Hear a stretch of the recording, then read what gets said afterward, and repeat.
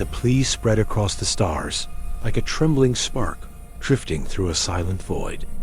It began as a faint transmission from a remote world at the edge of the Orion cluster, a world called Rillan, where city domes lay cracked and power grids flickered under assault. The message was urgent, humble, and desperate. It asked for aid, for guardians, for anyone willing to stand with the people who could no longer defend themselves. Every major power in the region heard it. The grand empires, the merchant federations, and the ancient councils all received the transmission. Yet none moved. The request was simple, but the threat behind it was complex. A great swarm, a predatory force known across several sectors, had begun to devour Rillan's outer settlements. Though it had no name that translated clearly, it was feared for its relentless advance and ability to unravel defenses with unnatural precision. Rillan's leaders reached out again. Their message carried the strain of a civilization pushed to its brink. They promised anything within their means in exchange for help. They appealed to honor, to alliances, to shared destiny. Still, no fleet stirred. No champions responded until Earth heard the plea. Earth's people had grown different from their distant cousins across the galaxy. They were known by many titles, depending on which culture whispered about them. Some called them wanderers. Others called them problem solvers. But one name carried a weight that hovered between respect and caution. They were the Deathlanders, a term given long ago because Earth's home environment had forged them in hardship. Countless cycles of storms, quakes, heat, cold, and conflict had shaped them into a species that adapted faster than most could comprehend. They were not reckless. They were simply unafraid of standing where others hesitated when Rillan's final signal reached Earth's listening posts. It was forwarded to an independent unit, known informally as the Deathlander Expeditionary Group. The unit specialized in crisis response, not conquest. They had no interest in ruling. Their purpose was to help when others would not. The commander of this group was a woman named Mara. Her record spoke of hard missions and impossible recoveries that somehow ended. With her team walking back from situations others considered hopeless. She had learned through experience that hesitation carried a cost no one should pay. When she heard Rillan's message, she gathered her officers and made her decision swiftly. Earth would answer. The journey through slipspace took several days. During that time, Rillan continued to endure the slow collapse of its outer defenses. Domes ruptured. Atmospheric shields flickered. Families fled to the deeper caverns. The swarm advanced methodically, never rushing, as though savoring the inevitability of its victory. Mara's fleet emerged above Rillan's orbit to find chaos below. Streams of civilians moved across the desert plains toward the protective mountains. Smaller patrol craft scrambled through the sky trying to hold the line, but they were falling one by one. The swarm had already reached the lower districts of the capital. Mara's officers waited for her command. She studied the floating displays silently for a moment. Then she issued the order to descend. Earth's vessels dropped through the atmosphere, with streaks of silver light tracing behind them. Their engines cut through the smoke that trailed from burning structures. They calibrated shields not for overwhelming force, but for stabilizing vulnerable zones. When they landed near the evacuated outskirts, the local officials approached with visible disbelief. They had expected no help. They had already prepared themselves for surrender. A man named Rillan stepped forward. He was one of Rillan's council members, weary yet unbroken in spirit. His voice trembled when he greeted Mara. "Your world has come. We feared the message would be ignored. Why would Earth respond when others would not?" Mara answered simply, "Because someone asked." Rillan bowed his head in gratitude. Around him, other civilians stared at the newcomers with a mix of hope and uncertainty. The Deathlanders moved with calm purpose as they set up barriers, anchored shield pylons, and positioned their auxiliary drones. Civilians who had been running moments earlier paused as the air around the landing site shifted from panic to stability. The swarm appeared on the horizon soon after. It moved like a living wave of metallic shapes. They pulsed with a cold uniformity. Their patterns suggested coordination beyond organic instinct. They seemed to calculate every angle of approach. Mara watched them advance.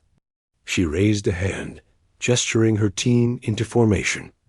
Earth had learned long ago that no matter how advanced an enemy appeared, understanding its rhythm was essential. The Deathlanders observed, adapted, and then acted.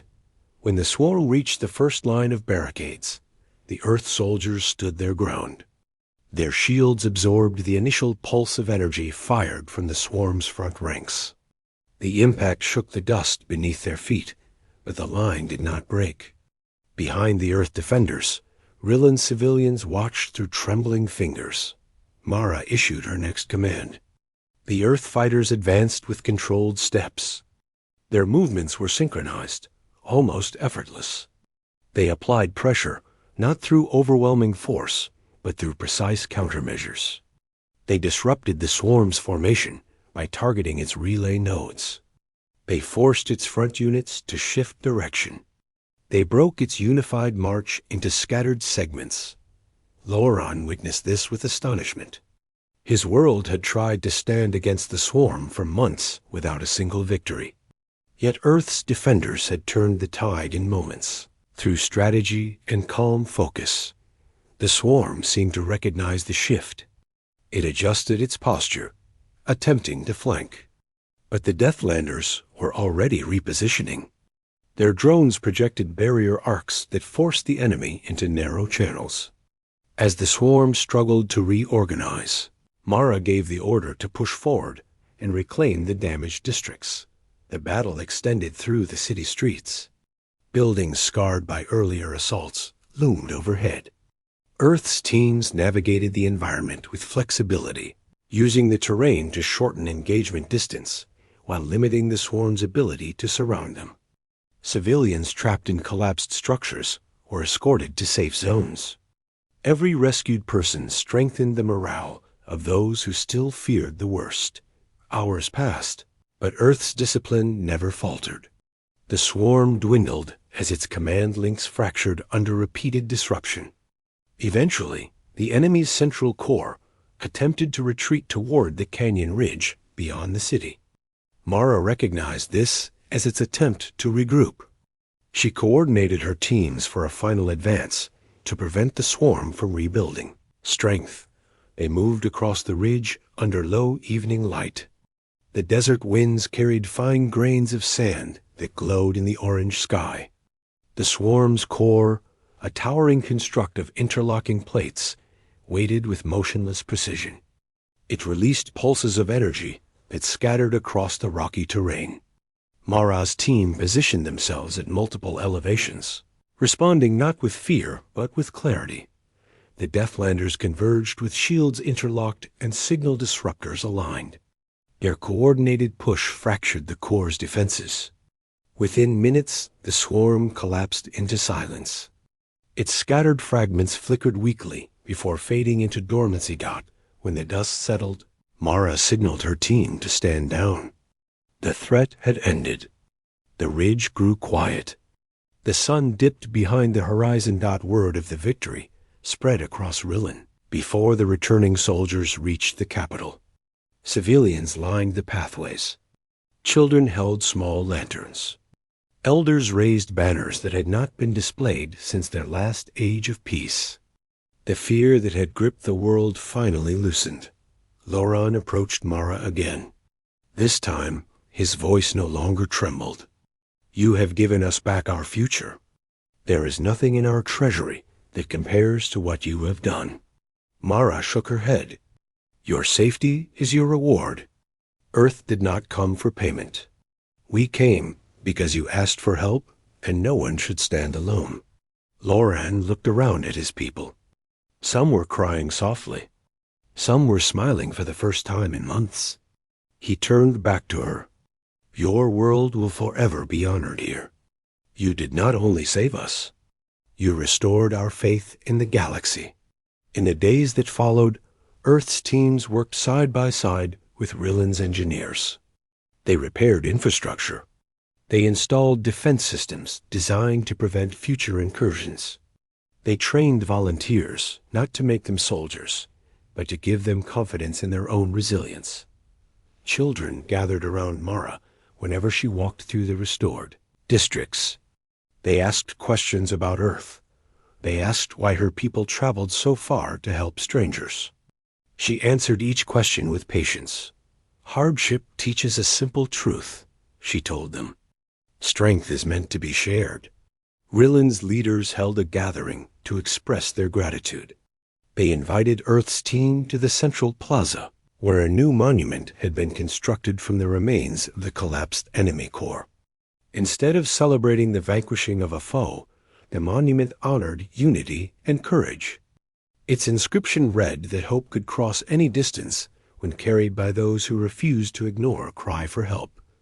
Before departing, Mara's team walked the perimeter of the city one last time. They looked upon the rebuilt domes and the people bustling inside them. The air carried renewed life. Children ran through the streets. Merchants reopened their shops. The sky above gleamed with a calm Rillan had not known for many seasons. As Earth's ships lifted gently from the surface, the entire capital stood gathered in the plaza.